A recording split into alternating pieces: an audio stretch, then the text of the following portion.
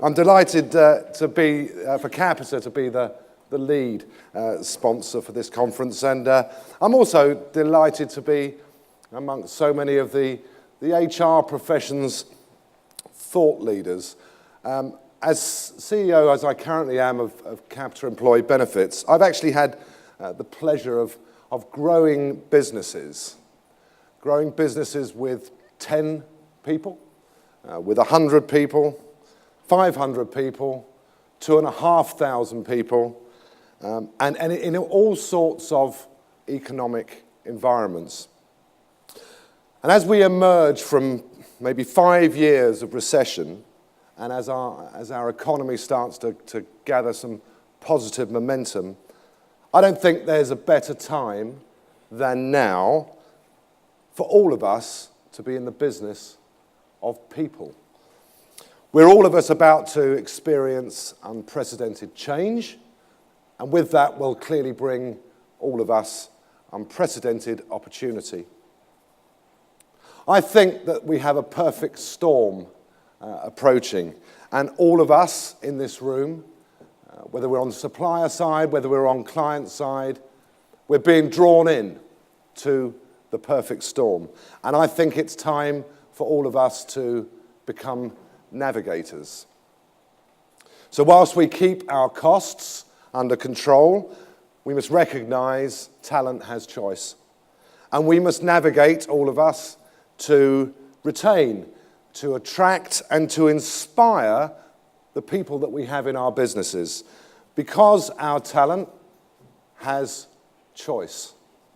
And when the business case doesn't always stack up, perhaps in a simple accountancy, binary-driven way, we must navigate. And we must navigate to show a return on investment for recruitment, for reward, benefits, for training and for development.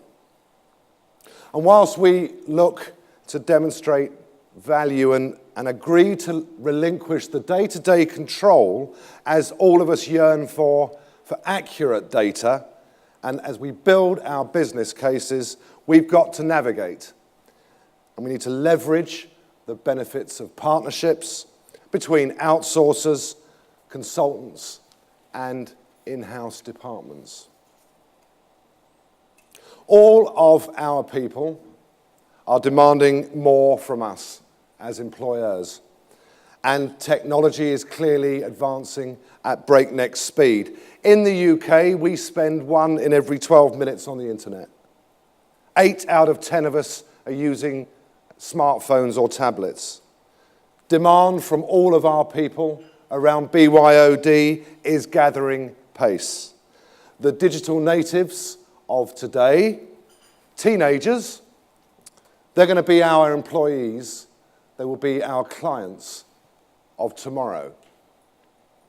Globally, we have 1.5 billion Facebook and Twitter users. If you put all those people together, it would make it the 3rd largest country on our planet. One size no longer fits all. And the audience of many is transforming to the audience of one. So there's never been, in my view, a more critical time to position people right at the top of the corporate agenda. And there's never been a more critical time to position HR at the heart of corporate strategy. Unprecedented change, unprecedented opportunity. The perfect storm. And as thought leaders in the HR profession, it's time, I would argue, to seize the opportunity and for all of us to ride that wave of change, for all of us to challenge the status quo and to admit that tomorrow doesn't have to be just another yesterday. So, all of us, we can be drawn into the eye of the storm, or we can be bold, take a deep breath, and dive in. I'd like to introduce you to your first speaker. I hope I got his name right. Jamil Qureshi. Jamil is one of today's foremost practitioners of performance-enhancing psychology. In 2006, he was appointed as the first ever psychologist to the European Ryder Cup team. And that year, the European team made history. In business and in industry, Jamil has worked in over 22 countries, aligning attitudes to mindsets, from board level to middle management, with the likes of Coca-Cola, Emirates, Serco, Orange, and Hewlett-Packard. He's one of only a few external psychologists ever to be allowed to study astronauts on the NASA space program. He spent 2 years working with TV's award-winning mind reader, Derren Brown, and interestingly, he also used to be a regular at London's prestigious Comedy Store. I'm sure you'll find Jamil entertaining, insightful, and thought-provoking. So do enjoy, ladies and gentlemen. Please give a very warm welcome to Jamil Qureshi. Thank you very much, Nick. Very kind. Thank you. It's yours, mate. This one, I'm fine with this one. Thank you. Thank you very much. Now you've all been whooped up into a frenzy. Good to see you. Thank you ever so much for allowing me to be part of your day. Thank you, Nick. Thank you, Elliot, for introductions. Before I get started, I would like to tell you about my evening last night, as it was slightly strange. I stayed locally. And I stayed locally with a friend of mine. Haven't seen him in a long time, actually. I went to university together. I've never met his wife before. But they are, what's the word? They are spiritualists. They believe in all things holistic. They believe in crystal healing. So I go into the place, I kid you not, and the whole place is red. I have a look round, go into the bedroom, and there's red carpets, a red bedspread, red walls, and red curtains. So of course you ask, why the red? And do you know what she said? This is brilliant. Do you know what she said? She said that when you pull these red curtains in the morning and the sun comes in, it's as if you are being reborn every day. She said that you pull these curtains in the morning, the sun comes in, it's as if you are emerging from the womb. It's a lovely sentiment, isn't it? Fabulous sentiment. I told my wife about it, who reminded me that we've got brown curtains at home. I guess there are lots of ways in which we see the world. There are lots of ways, lots of mindsets and attitudes that all people have. Everyone is different, and we see all sorts of things in all sorts of different ways. I would like to share with you today 5 principles, 5 ideas which I guess support the idea of world-class performance. I really have had the good fortune of working with some of the most talented sports and business people in the world. I really have. And when I was asked to do this, it was very kind of Faye to ask me to come along today and share with you some of the things that I know about elite performance. I decided to take 30 people who I genuinely believed were what I call super performers. These are people who perform at the highest level, above successful. These 30 people I've had the pleasure of supporting in business and sport, and I sat down and I thought, what do they have in common? There are 30 things, in fact, that these 30 people have in common, coincidentally. I chose 5 of them to share with you today. So over the next hour or so, I would like to share with you these 5 principles. Are you okay with that? Happy? Sad? Slightly disappointed? Maybe a bit angry? No? Okay, all right, fine. These 5 principles. I would like you to do something in return for me. What I would like you to do, you've got paper, haven't you, and pens? That's great. I would like for you to consider the idea of a 1-degree change. A 1-degree change is where you take 2 parallel lines and you move one by 1 degree. It may not seem much at first, but there is a big difference between where you start up and where you finish. The problem with change, and I deal with lots of change with organizations, individuals, and teams, is that people are always trying to start something or stop something. New Year's resolutions. From tomorrow, I will be different. From tomorrow, I will start doing this or I will stop doing that. You know who you are, don't you? You know who you are. The reason why these fall flat is because it's really hard to do.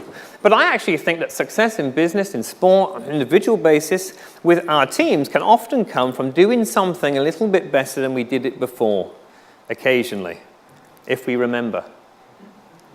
See, this is a post-carb session. Post-lunch session, I'm making this really easy. Do something a little bit better occasionally if you remember. Good, I hope you enjoyed it. Thank you very much. But that's what it's about for me, because people are trying to do too much. And so we talk about red light and green light behavior, and you've probably had workshops and seminars about this. We're going to stop doing this and start doing that. I think maybe do something a little bit better, and it might be something that you're already fabulous at. It may be something that you're already wonderful at. So the 1 degree change is about taking something from what you're going to hear, the 5 principles that I've stolen from others, from the 30 people I've had the pleasure of supporting in their endeavor to be world number 1. And I would like you to think about something which resonates. It might be one word, it might be one sentence, it might be one value, it might be one idea that you take to your team you work with individually, or maybe with your business partners and other internal stakeholders, just that one thing that seems to resonate. That one thing you think, you know what, I might give that a go. Tomorrow, I may just try that. And by the way, I'm a scribbler. I never use PowerPoint. I tend to scribble. I hope that's going to be all right with you. And, I'm just a scribbler. It's the way my brain works. My name's Jamil. I'm a scribbler. I feel better now I've said that. It just feels like one of those groups, doesn't it? And, first principle I want to share with you, and I hope you can see this, and I hope you guys can see this okay. And don't worry too much because it's really just scribbles. The first principle I want to share with you is the principle of inner dialogue. Oh no. He is a performance coach. He is a psychologist. He's going to talk about positive mental attitude. No, I'm not. I'm not going to talk about positive mental attitude. I am not a believer, in fact, of positive mental attitude. I don't believe it works. In fact, one day I will write a book called The Power of Negative Thinking, but that's another story. But I want you to consider the idea of inner dialogue in the context of HR, or I'm assuming that most of you are HR, there's probably some business partners here, and suppliers and the like, and in financial services and technology, certainly with the data theme. But in regard to inner dialogue, I think that we think, and then we feel, and then we act. That's what we do as human beings. This is how we all work. This is how our business partners and internal stakeholders work. This is how our teams work. This is how we work and our families. We think, and then we feel, and then we act. People say to me all the time, I would love for my 3,000 customer-facing staff to behave differently. I would love for them to change their actions. I'd love for my 300 middle management to behave in a different way. That's what I would really like. I think the difference between compliance and commitment is that you can either work in here on people's actions and behaviors, or alternatively, you can work in here in people's thoughts. The words and pictures in their mind. To gain genuine commitment, we need to work in here, and this is where the smart managers do work, and not in here. We often talk about behaviors. Mindsets and attitudes are always the precursor. Let me prove this to be true. If you were sat on a plane, and you were sat on this plane and you were tapping your feet to the music. You had your iPod on, you were flicking through your magazine, and you were smiling and sipping the champagne that was put next to you. That would be your behavior. That would be your action. The reason why is because you feel relaxed. The reason why, the words and pictures in your mind will all be based around 2 weeks on a beach, that cocktail, that great hotel. If you look across the aisle and you see someone who has buried their fingers into the legs of the people next to them. They are shaking and looking pale. But is their action or behavior? The reason why is because they feel nervous. The words and pictures are all based around the engine dropping off. Hijackers running down the aisle. You know who you are, by the way. You know who you are. But for me, for us to make any lasting change in regard to stopping smoking, in regard to fear of flying, in regard to being more collaborative, in regard to being more inclusive, in regard to providing better customer service, in regard to having a greater status within the organization, it doesn't come from what we do, it comes from what we think. The words and pictures. And we speak at a rate of 80 to 100 words a minute to ourselves almost all the time. All the time. And our minds are like soil. Whatever thought you plant will nourish and grow. So therefore, we need to be careful. And let me prove this in the business context. 2 people set up a... Oh, am I back? That business is selling photocopiers in the Birmingham area. I'm helping with your visualization. So selling photocopies in the Birmingham area. 2 people set up a business, 2 separate businesses, but you know what? The geography is the same, the products are the same, the client base is the same, it's all the same. But this person says this business has got to be successful. Because if it is, I get a chance to be financially independent in 3 years' time. If this business works, I get a chance to move to America but a market will be right in 2 years. I get a chance to spend 3 days a week off with the kids, maybe in 5 years' time. I get a chance to upgrade the car, upgrade the house, upgrade the partner, whatever it might be. Same business, same product, same services, same geography, same client base, and this person says, this business has got to work. Because if it doesn't, I could go bankrupt. I may have to make redundancies. If this business doesn't work, my friends will laugh at me. I may have to downsize, downgrade, whatever it might be. This person is motivated by what they wish to achieve. This person is motivated by what they want to avoid. I promise you, in all my work with super performers, that the majority of them are motivated by what they wish to achieve, not by what they want to avoid. The reason why? We are drawn towards our most dominant thoughts. Expectation becomes reality.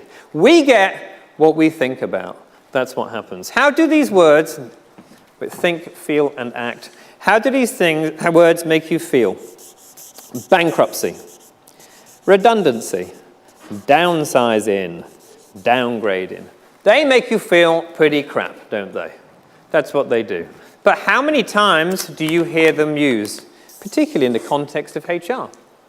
And what happens is that we are talking about things in a particular way which allows people to feel a particular way about them and therefore act upon them.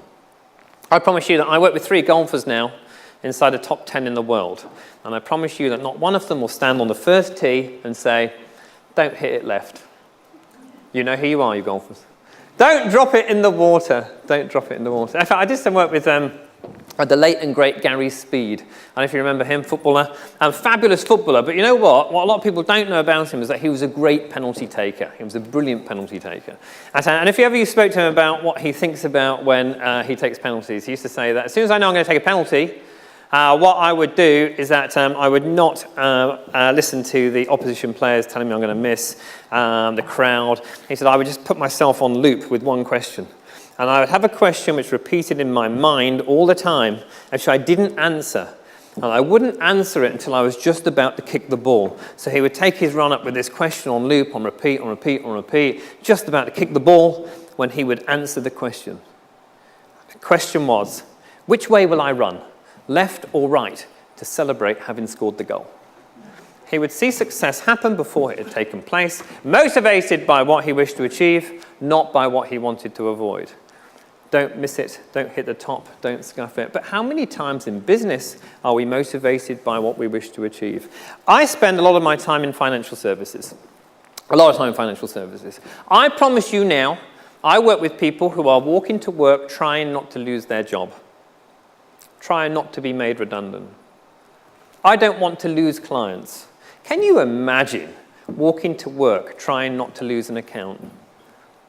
Trying not to fail a business partner. I don't want to make mistakes here. But, we are drawn towards our most dominant thoughts. We are more likely to get them. The action will fit how we feel and what we think about. That's what happens. How do you think this person acts when they walk into a meeting, when they are motivated by trying not to lose their job, trying not to lose a client, trying not to lose an account, trying not to make themselves look silly? I think this person is quick to do deals. I think there's a tenseness, nervousness about the way in which they operate. How do you think this person is? When they think about a dream home in New Zealand, they think about a hot tub in Miami, they think about 3 days off a week with the kids in 3 years' time. I don't know, and they're motivated by whatever their success may look like. Let me give you another example of this. I was in a bar not so long ago. You may find that hard to believe. But I was in a bar not so long ago, and I was talking to someone about what we do for a living. And this guy said to me, I allow the future to happen. That's quite impressive, isn't it? How do you top that? I said, I allow the future to happen. I said, oh, great, okay, this is a true story, by the way. And he said, I shape the community. I shape the community, I allow the future to happen. I lied, I said I was a fighter pilot. So there, take that. No, I didn't, I'm joking. But as it transpires, as it turns out, he actually is a fireman. That's what he does, he's a fireman. And I thought about this some more, and I quite liked it. I do like the idea that he allows the future to happen. Because people now live who would have died. And they go on to have children who go on to have children. He allows the future to happen. He shapes the community because buildings now stand that would have been burnt to the ground. It's brilliant. I love it. He defines himself not by what he does, but what he achieves. He thinks expansively and ambitiously about his contribution, not about his role. How do you think the words and pictures in his mind, I allow the future to happen, I shape the community, when he walks to work, how do you think he feels? Does anyone need to tell him how to act? Now, if you were in a nightclub on a Friday night and someone very attractive came over to you and asked you what you did for a living, what would you say? You're thinking fighter pilot, aren't you? I can see a look in your eyes. And what would you say? Would you say I work in HR? Would you say I work in financial services? Would you say I work for Amex? I don't know what you would say. None of those things would get you a phone number, by the way. I don't know what you'd say. Or would you say I deal in man's greatest freedom, choice? I allow people to sleep well. Because I think if you work in HR, those things are probably true, actually. I think when you think expansively about what you truly achieve, what you create for others, what I do is that I give people the power of happiness. I create happiness. How do you do that? Well, I allow people to make informed choices. I make things easy. I lubricate business. Actually, don't use that one. But my point is that we often define ourselves by our role, our responsibility, our job title. There is nothing engaging, interesting about our job titles, our job roles, or our job descriptions. Nothing. Every single one of them is boring. Even those with global in brackets. Worldwide in brackets. You'll be handing them out later, I promise you. But they are not interesting. What is interesting is what we achieve, is what we contribute, what we do for others when we think expansively and ambitiously about what we stand for, how we express ourselves in the workplace. I think that if you think you work in HR, I think you're mistaken. I think estate agents who think that they sell houses are grossly mistaken. I'd love to meet an NHS accountant who actually walked to work and thought, I'm in the business of saving lives. Because I think they'd look at the figures differently. I genuinely think they'd look at the figures in a particular way which wasn't representative of being an accountant. I think it's true. And I'll tell you why this is important. I think it's important that we define ourselves not by what we sell, not what we sell, but what the customer buys, what the customer values. I think that's what's really important. Because we need to create value and worth for ourselves by defining that, by understanding it. We often define ourselves by our product, our service, what we're selling, not what the customer is valuing or what the customer is buying. And not only is this important as an individual, as a team, it's really important as a business. I'll tell you why it's important as a business. Because people who believe that they are in the telegraph business lost their businesses overnight when the telephone was invented, because they didn't realize they were in effective communication. People who were in the horse and carriage business lost their businesses overnight when a motor car was invented, because they didn't realize that they were in transportation. What business are you in? And I think it's really important to ask the CEO, to ask the board, what business are we in? It's not about products and services. It's about what the customer values. It's about where we create value ourselves. It's about making the connection between two things which were previously unconnected. To think past the immediacy of our job role, the immediacy of our tasks. You're busy people. You'll have tasks. That's what you'll do. Your team members will. There'll be 10 things that you'll write down in a day that you want to do. And I'll get these things done. That's what I will do. Successful people, we often write a list on what we're going to do today. When was the last time you wrote a list on who you're going to be today? Doesn't happen. We don't like it. It's a bit American. Sorry, Elliot. It's a bit American. We don't like it, do we? I'm not going to do that. You're sitting there thinking, I'm not going to do that. Do you know what? Some people do. Some very successful people do. They write something about what they're going to do today. Do you know what? I'm going to do these things, but I'm going to do them confidently. I'm going to do them authoritatively, collaboratively, whatever they may be. Whatever they may be. Because the tasks don't change. Our tasks don't change very much at all. But you know what? The outcome of them can do. If we approach them with a different personality. Making that phone call, going into that brainstorm, going into that planning meeting, whatever it might be, as long as we can give it a personality, you know what? The outcome may change. We may gain a different outcome.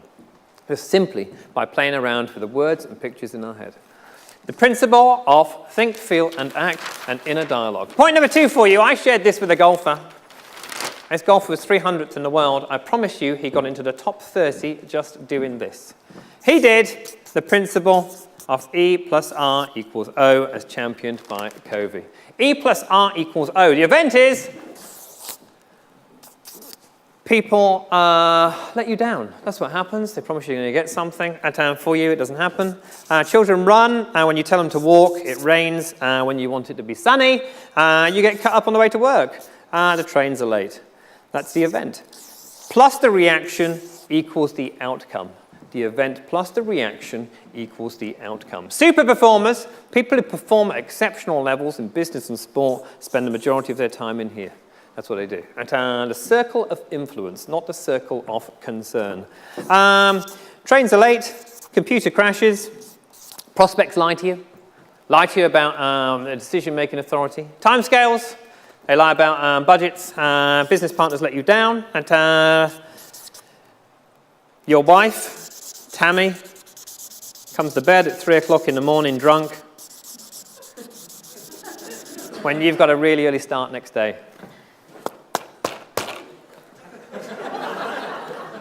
Bit of personal therapy there, I thank you. I feel so much better for offloading. I always feel so much better for these sessions. Actually, I will tell you that story. We're all friends here, we've got time, I'll tell you. My wife, Tammy, comes to bed at 3 o'clock in the morning, drunk. The reason why is that she's got this mate, Nikki. Nikki goes out with idiot blokes, dreadful blokes. And the relationship ends. Nikki comes over to our house crying. Nikki and Tammy sit up drinking champagne and put the world to rights. And Tammy comes to bed at 3 o'clock in the morning drunk. It's cyclical. It just goes on. Anyway, so Tammy, the night, comes into bed and I'm asleep, wakes me up and says, "Have you got an early start tomorrow?" Isn't that brilliant? It doesn't get better. It's brilliant.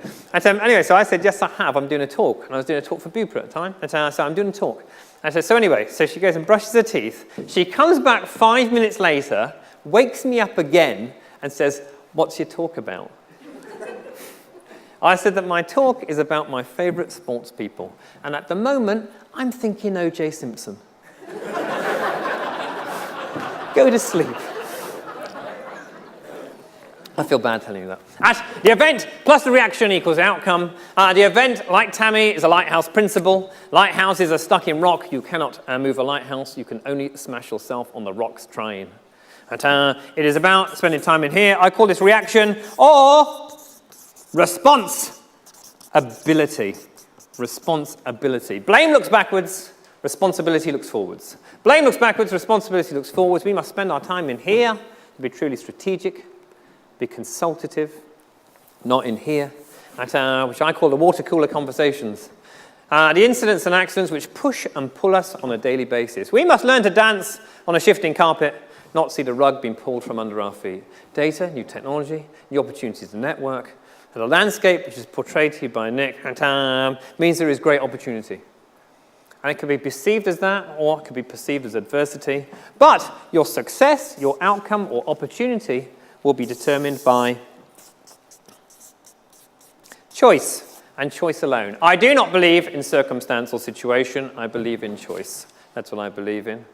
And I believe that we can make great choices which make the most of any circumstance or situation, those internal and external factors which push and pull us on a daily basis to allow us to have the best opportunity.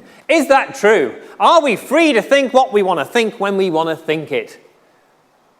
Do we have 100% responsibility for how we feel? No one can make you feel angry. Only you can allow them to. Is that true? I'll tell you the best example I could think of for you today was Viktor Frankl. Viktor Frankl wrote an amazing book, incredible book. It was called A Man's Search for Meaning. Incredibly powerful, Man's Search for Meaning. It changed the face of psychology overnight. Overnight, psychologists thought different. As soon as it was published, people believed something different to what they did previously. Man's Search for Meaning. The reason why was that Viktor Frankl was an Austrian Jewish psychiatrist. He spent the vast majority of his war at Dachau and Auschwitz concentration camp. He faced death, degradation, depravity, inhumanity, barbarism on a scale that thankfully we can't imagine today. He faced the prospect of death on a minute-by-minute, hour-by-hour, day-by-day basis. And do you know what he said? He said, "I've never been freer. I have never been freer." No matter what happens to me or around me, I am always free to think of my wife's face, a sunflower, pristine beach. He proved beyond doubt that your birthright is to think what you want to think when you want to think it. And you can share it, you can contemplate it, you can do what you like with it. But it's yours. It will determine the outcome. We live in uncertain times, unpredictability. Do you know, as human beings, as a psychologist, this is very true. We live in uncertain times, unpredictability and uncertainty. We're not very good at unraveling.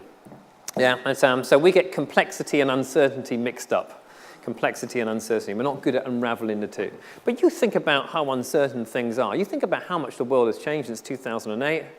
Not just in regard to some of the wider economics, at some of the legislation, compliance, the governance, market forces, capital markets, new technology, at all of these things, not just in terms of those things, but in terms of staff changes.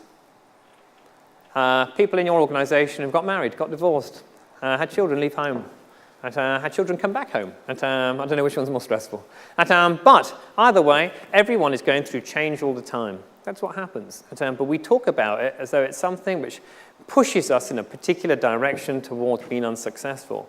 It's not true, because someone somewhere is always making money. Someone somewhere is having great relationships. Someone somewhere is doing the right thing to enable them happiness and health. It proves that attitude is more important than intelligence or facts. And I believe that to be true. In all the work I've done in this area, I genuinely believe it's true, that attitude is more important than intelligence or facts. Our character determines the best opportunity that we can have. If we were all in Washington on the 13th of September 2001, we would have been listening at 3:40 in the afternoon to George Bush speak, President George Bush. And he would have said, we shall find these people who have committed this atrocity, and we will deal out swift and appropriate justice. He then said the rather chilling words, we shall also find those who harboured them. They too will be dealt out swift and appropriate justice. We would have stood there, 2,500 other people, and we would have clapped. And then, if I had to lean over to you and whisper in your ear, the next president of the United States will have a Muslim background, you would have thought I was mad. You would have thought I was mad. The world is improbable, it is uncertain, it is complex. Human beings are great at making really good choices, understanding circumstance and situation, and finding ways to obtain the best outcomes. It is up to us, our strategic roles within organizations, to not be blindsided by the issues, but to make sure that we are creating networks that are able to solve those issues. If we spend our time understanding human capital, knowledge resource, codifying working knowledge, making the most of the talent within a room or within a building, it doesn't matter what those circumstances are. There's a saying within Hewlett-Packard, I've done quite a bit of work in Hewlett-Packard, they say that if Hewlett-Packard knew what Hewlett-Packard knows, we would be 3 times more successful. If Hewlett-Packard knew what Hewlett-Packard knows, we'd be 3 times more successful. It's so true. And I'm delighted that you're going to have 3 days to share knowledge, to argue and debate, and to come up with new ideas, to make sure that you're sharing the wisdom, the collective wisdom and experience within this room. Point number 3 for you. Point number 3, you know what? Because you've been so good and listened so intently, I'm going to tell you this as a story, point number 3. And so please feel free to loosen your ties, kick off your shoes. I'll do the work from here. Point number 3. I don't know what it is that inhibits human performance the most. It's one of 2 things. This is definitely one of them. In 1978, an experiment was done at Chicago University by a very clever man called Professor Sedgwick. Professor Sedgwick placed 3 steps in a cage. He placed an electric plate on the middle step, an electric plate which delivered a mild electric shock for the animal lovers in the room. He placed some bananas here, and he placed a cold shower there. He placed 2 monkeys in the cage. Actually, that's bad drawing, isn't it? I know, bad drawing. We should have said that's a tail. There you go. Completely different drawing when you draw the tail in. I apologise. Sorry. Okay, two monkeys in a cage. Two monkeys in a cage. They see the bananas. Say, bananas, we'll have them. Runs up here. Ah! Electric shock. The smell of singed fur. His monkey friend, gets the cold shower. And monkeys hate cold water. What did you learn today? Do you know tonight when you're speaking to your respective partners, and they say, oh, good day at the conference, and I tell them, what did you learn? And you go, oh, monkeys hate cold water. They'll say, you're leaving that business, you're stressed. Come home immediately. What happens next is that he is patting down his foot. He is wringing out his tail. They decide to go again. He runs up here. Ah, electric shock. The smell of singed fur. His monkey mate gets the cold water, and monkeys hate cold water. Good. Okay, what happens next is where it gets very interesting. Professor Sedgwick decides to put in another monkey. We'll call him attached to the wall monkey. Of course, slightly smaller monkey, rhesus monkey. He comes in, he sees the bananas and says, bananas, come on lads, we'll have them. These two monkeys run in front and go, no, it's impossible. It cannot be done, don't do it. He says, yeah, but not shut up. Don't even mention them. And they bite and they pinch and they scratch and they stop him from getting the bananas. And so I did some work with Lennox Lewis once, the boxer. And I said to him, boxing isn't real fighting, is it? He went, you what? And I said, well, boxing, it's not real fighting. Boxing isn't real fighting. He said, what do you mean by that? And I said that, well, you wear big padded gloves, big soft padded gloves. And that's why it's not real fighting. You can't pinch or scratch. He just looked unamused. And do you know why, though? Do you know why that boxers don't have sex before fights? It's because they usually don't find each other attractive. Just being silly. Okay, what happens next? Let's go back to the story. Let's go back to the story. What happens next is where it gets very interesting. Professor Sedgwick takes out the electric plate. He takes out the cold shower. He takes out the original monkeys. Not takes them out, takes them out. They go to a larger enclosure, get a chance to forage for nuts and berries, and exhibit natural behavior. I made that bit up. I don't know what happened to them. Probably found their way to Findus. Anyway, these two monkeys go, and these two elements don't exist. This monkey has never had a cold shower or an electric shock in his entire life. Another monkey comes in and says, bananas, come on, we'll have them. This monkey runs in front and says, no, it's impossible, don't do it, don't go there. This is replicated by third, fourth, fifth generation monkeys, who all believe it's impossible. Point number 3 for you. Let's move on. Point number 4. It's a joke. I don't know what it is which limits human performance the most. This is definitely one thing. Belief system. What we believe to be true. What we believe to be true. The map is not the territory. The map is not the territory. And what you believe is true often is not. Whatever your viewpoint is, of policemen, of politicians, of procurement, of the neighbours, of each other, of business partners, of yourselves. It isn't true. It's not true. The reason why is that we do 3 things with all information that comes our way. We delete, we distort, and we filter. According to our own belief system. According to our own interpretation of every experience that we've ever had. That's what we do. We delete, we distort, we filter. So you've all seen me speak. I'm saying the same words. I'm wearing the same clothes. Someone over here may think he's a fabulously engaging, knowledgeable, entertaining, charismatic speaker. Someone over here will think exactly the same. It was a bad example I couldn't get out of it. Let me think of a better example. If I asked you all to describe the room, you could describe the room, but if I asked you to stand on your table and describe it, you describe it differently. The room hasn't changed. The evidence is the same, but the perspective is different. That's what it's about. When you learn your job, this is the reason why belief system is so limiting. When you learn your job, who do you learn it from? You learn it from someone who's doing it. That's who you learn your job from. As a HR officer, learns from a HR manager. And don't forget, we recruit in our own image, by the way. I tend to recruit people that we get on with, got a connection with, believe the same as us. I like it, and fit into the culture. I like that. And so we learn it from each other. But what do you learn from people who are doing the job? You learn the facts. then the technicalities, operational side. But you also get some of the opinion thrown in. But you know what? Working with these business partners is quite difficult. And the reason why is because, well, you know what? I don't spend so much time on this because I just don't think that we're being valued. I think that these things never come off anyway, so I wouldn't put too much time into it. Should be filling out these forms, useful evaluation. But we never really get around to looking at it, so I wouldn't worry too much. It happens all the time.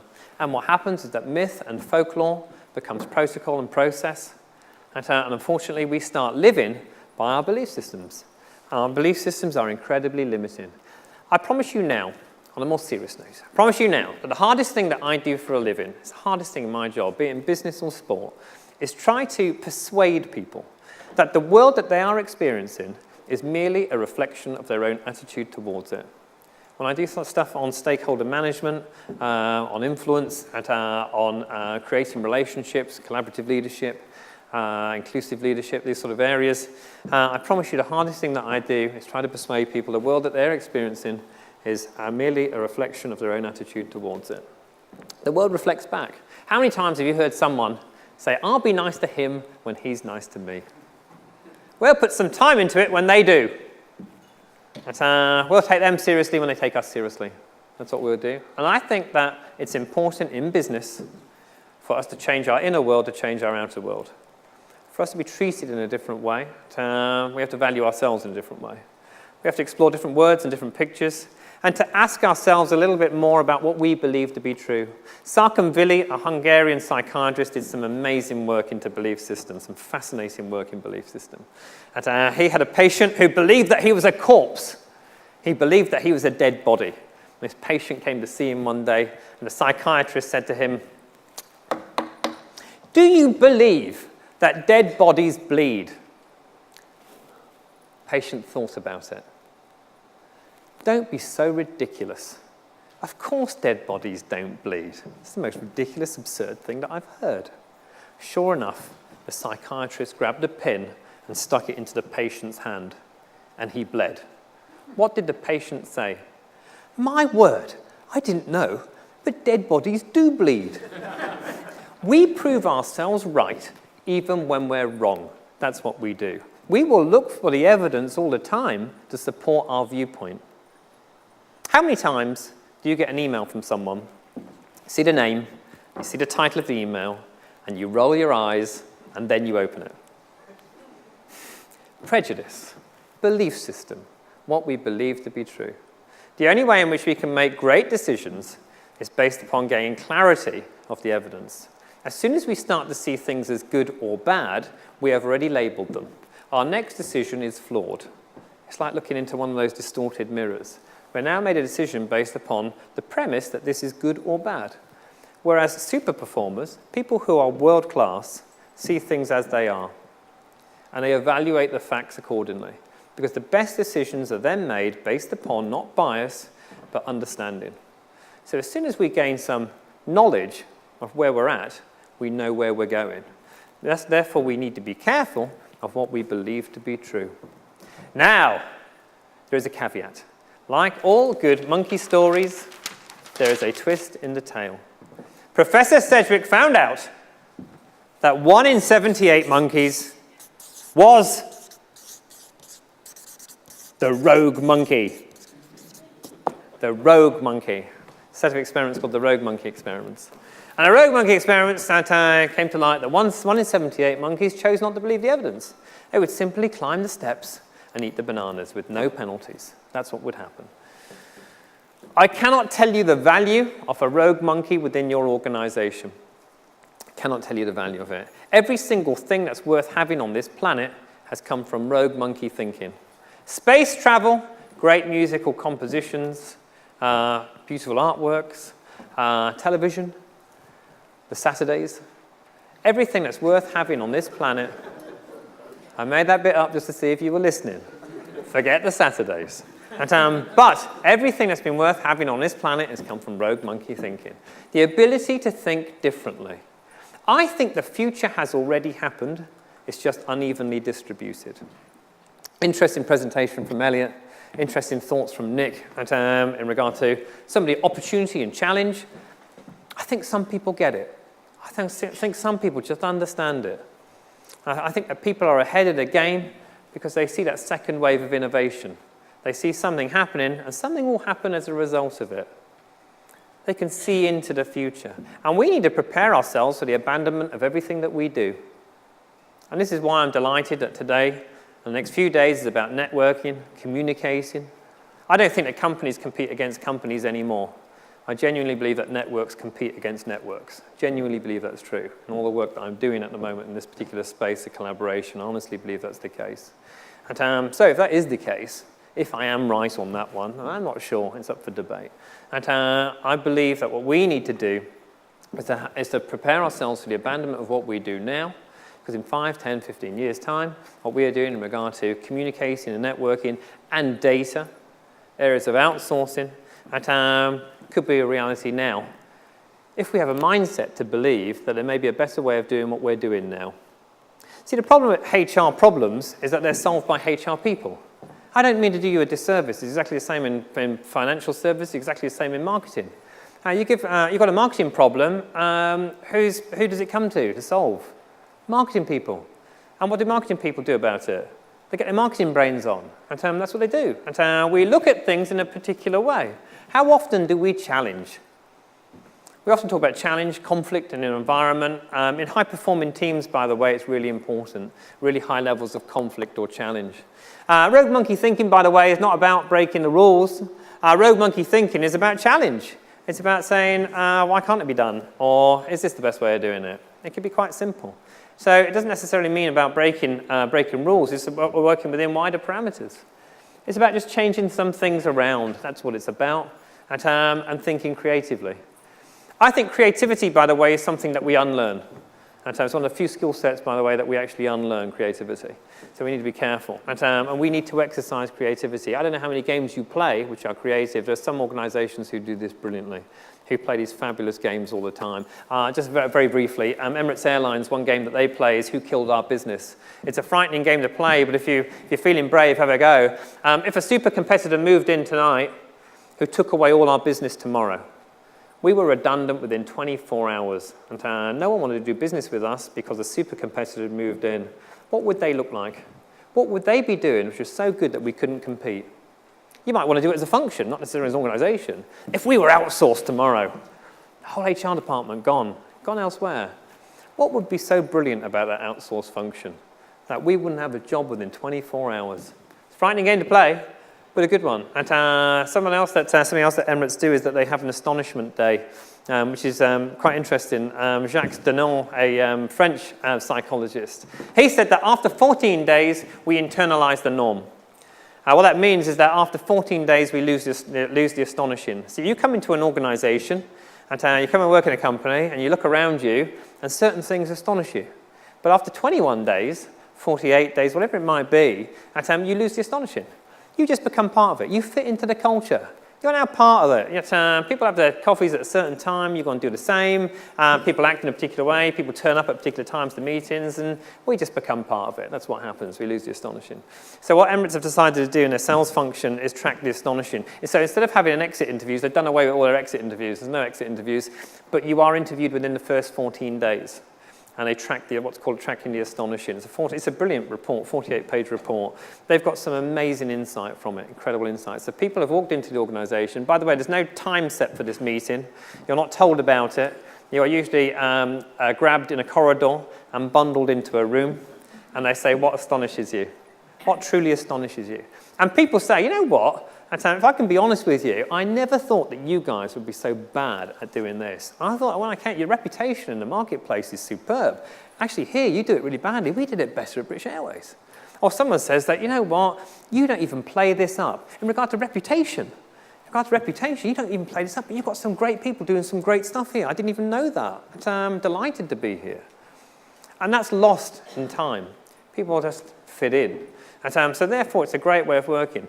Nice rogue monkey thoughts. I did some rogue monkey training with 2 organizations, I'll tell you very briefly. One of them was an American theme park. It's a 2-day creative training thing that I do. But anyway, this American theme park. I said to the theme park that if time didn't exist, there was no such thing as time, when would you open the theme park?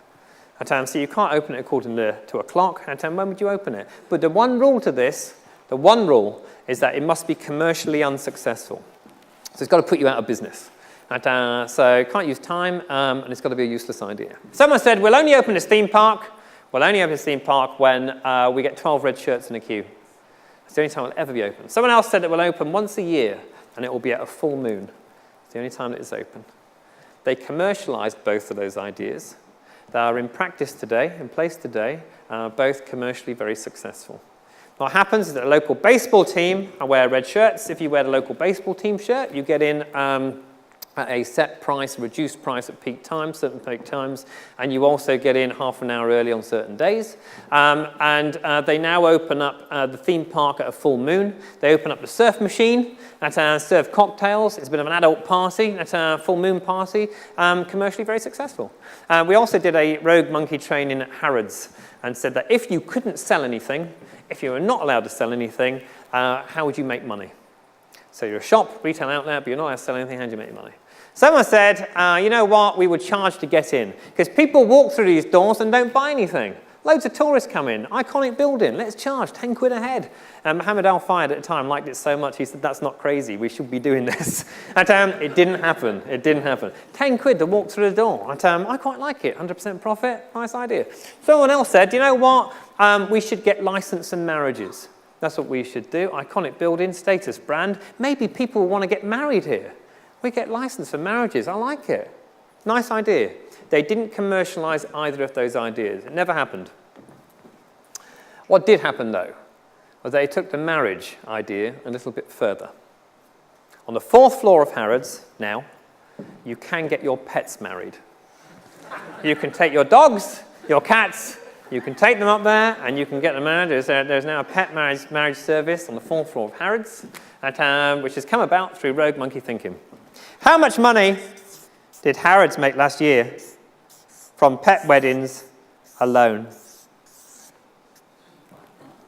£178,000. The power of the rogue monkey. The power of the rogue monkey. It's possible for us to think differently, to challenge, to come up with ideas, to create an environment where people are allowed to be stimulated by thinking in a way which is not in line with the environment that we originally created. And not only is it important for us to do that, it's also essential. Point number 4 for you. Purpose. This is huge. Purpose. Difference between purpose, objectives, and targets. Objectives and targets are numbers driven. You know what a good job looks like. We need metrics. What you can measure, you can manage. And you'll have lots of numbers. Objectives and targets. You're all successful people. You will have targets. You'll have your numbers. Purpose is different. Purpose is different. Purpose is a reason for being. Purpose is a reason to get out of bed in the morning.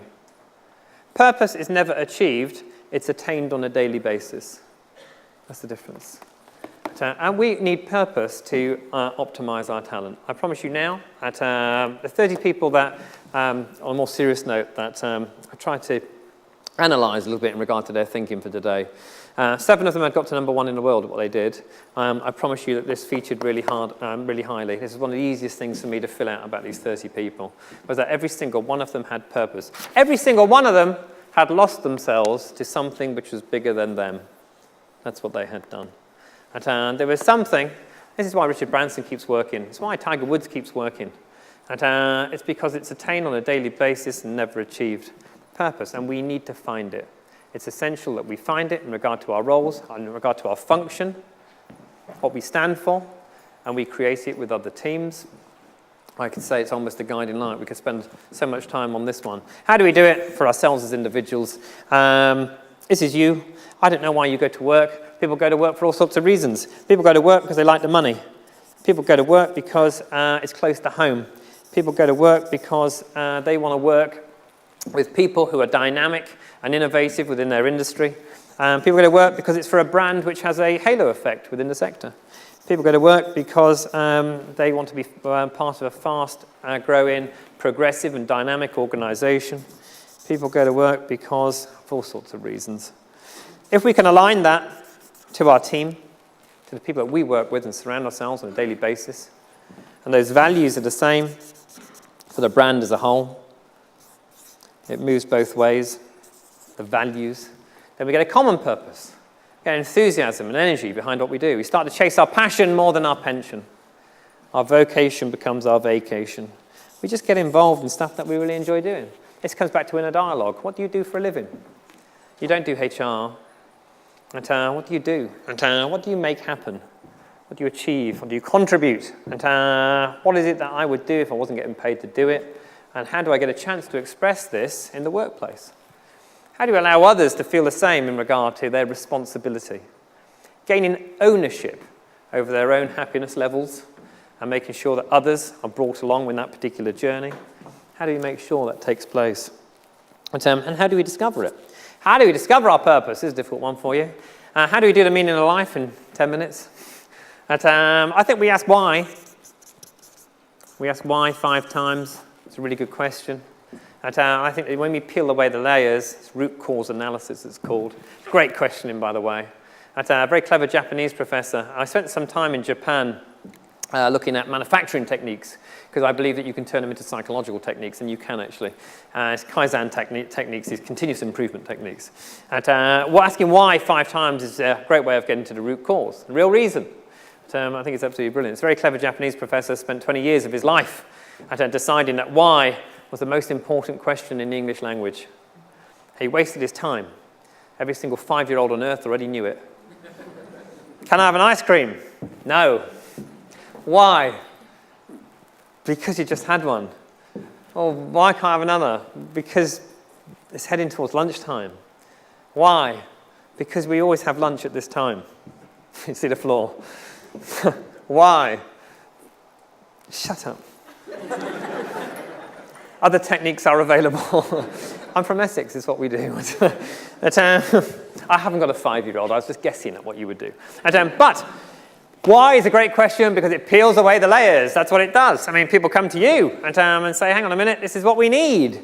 You're HR, can you provide this for me in regard to pensions, benefits, and something to do with grievance procedure? I need this. Now, you could provide it for them and be transactional.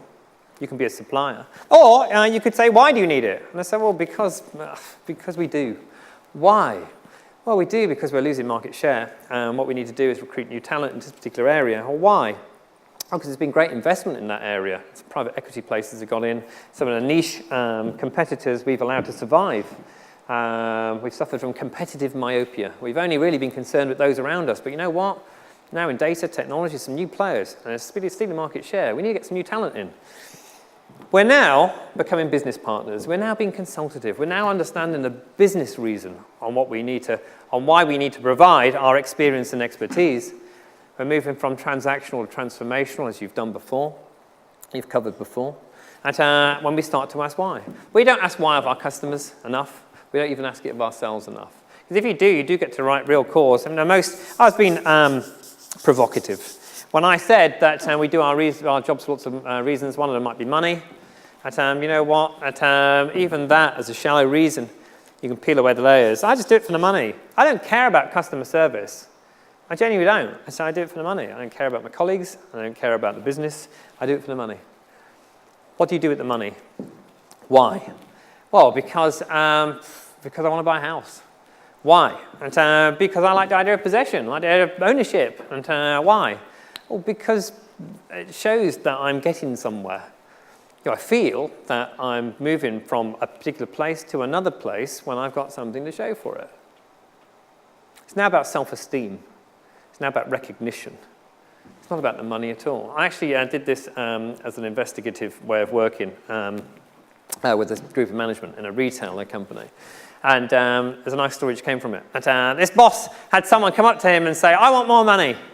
And you know what happens? There's usually a fight at this point. We can't give you more money. We know you can't give you any more money. But this guy said, I want more money. And the boss said to him, why? What would you spend it on? He said, you what? And he said, what would you spend the money on? And he said, I don't know. I'd spend it on holidays. Why? Well, because I want to go further afield. I want to go to Thailand for 3 weeks. I want to go to India for a month. That's what I want to do. Why? Well, because I didn't mind investing in this company when my kids were small. I had babies, and you know full well that I invested in this company. That's what I did. I spent all the hours here. I missed out. But you know what? I didn't mind so much, but now that my kids are older, I feel as though I can relate to them better. I want to spend more time with them. I feel as though I've missed out, and now I want to go to India for 3 weeks and get to know them again. I want to move away from just a weekend away because work has taken over. This is a true story. A guy said to him, I can't give you more money, but I can move you to headquarters. And if I move you to headquarters, I'll cut your commute time down by an hour a day. By next week, I will give you 1 day a week with your children. And he bit his hand off for it. He bit his hand off for it. Because what happened with proper investigation, he found out that the root cause was not about more money, it's about wanting more time with his kids. That's what it's about. And so therefore, we must understand our purpose, why we do what we do, and what we can be in the workplace, not what we do as in our roles and responsibilities. Once we start to understand that, we gain a genuine passion for what we're achieving and contributing, and enable others to do the same too. And finally, I promised you 5 points. I said to you that there are 2 things which inhibit human performance the most, one of which is belief system, holds us back, and the other is, in big black letters, fear. Fear. False evidence appearing real is the acronym. False evidence appearing fear. Particularly fear of failure. Fear of failure. But you know what? The super performers, people who achieve world class, failure is part payment towards success. By the way, the price of success is always paid in full and in advance. It's a universal law. The price of success is always paid in full and in advance. There's no shortcut to that. So failure is an essential part of being successful. You can double your rate of failure to achieve success quicker if you have an environment or a climate to do so. Here's the thing. We are born imperfect and we die imperfect. Cheery? I hope you've enjoyed today. We are born imperfect and we die imperfect. It's the way it is. We come into this world not knowing all the answers. We go out of it exactly the same. Our businesses are the same, by the way. Our businesses are born flawed and they will die flawed. It's what happens. It almost proves that the only thing that we have got is our ability to learn and develop and grow. That's what it's about, our ability to learn and develop and grow. How do we learn and develop and grow if we are not prepared to experience this? When we stay within the comfort zone, the confines of what we know from our skill sets, from what defines us in our function, by our job title, and the role of our team within the business. How do we possibly be better if we're not prepared to experience this and encourage others to do the same?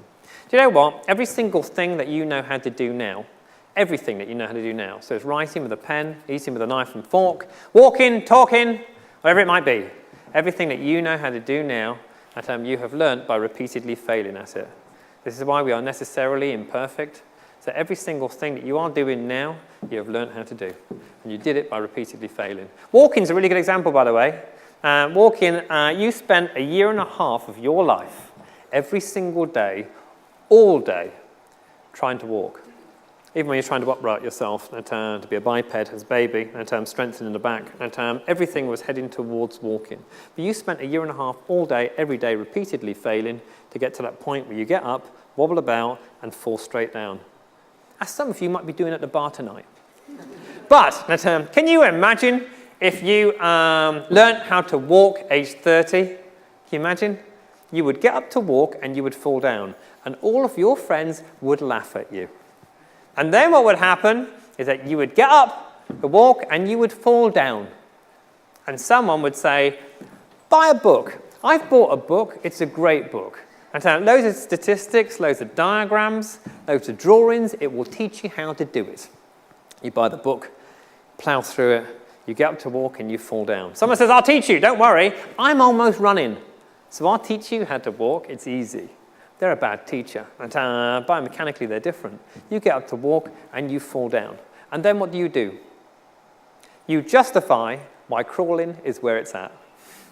You then say, you guys are wasting your time walking. I can crawl to the car and get where I want. What a waste of energy. Because what happens is that we always prove ourselves right. We will look for the evidence to support us staying within our comfort zone and not experiencing failure. So therefore, we don't improve. The business lesson in that is obviously that everything takes learning, everything takes trying, and the success will only come from experiencing failure in a way which allows us to understand it as feedback. That's what it's about. 5 principles for you. I really hope that there was one word, one sentence, one idea which seems to resonate. And I'm delighted to be on early in the conference, because I would like for some of this maybe to frame some of the discussion that you may be hearing over the next couple of days. You'll go into workshops, you'll network with people, you'll shake hands with people. Hopefully they won't say, "Hi, I'm a HR director from so-and-so." They might say to you, "I allow choice to take place." Be a bit embarrassing, won't it? But feel free to make up your own brand descriptors. Do you know what? Seriously, on the brand descriptors front, we don't need to share it with anyone. You imagine if we just felt it and thought it ourselves as we walked to work, as we networked today, as we listened to new ideas, as we spoke about things, and we just reframed ourselves differently. And maybe we didn't define ourselves by HR at this function. And maybe just defined ourselves as people who are dynamic, successful, and looking to increase the success of others by sharing knowledge and wisdom, arguing and debate. Maybe it'll be a more productive conference. I don't know. I genuinely don't know. It's your conference, and you can be how you wish to be here. The one thing I do know is that make the most of the wisdom in the room by challenging, is this my belief system? It's getting in the way of me listening to this argument in a particular way. Could I challenge this particular thought or sentence from a perspective of just increasing the level of debate in the room?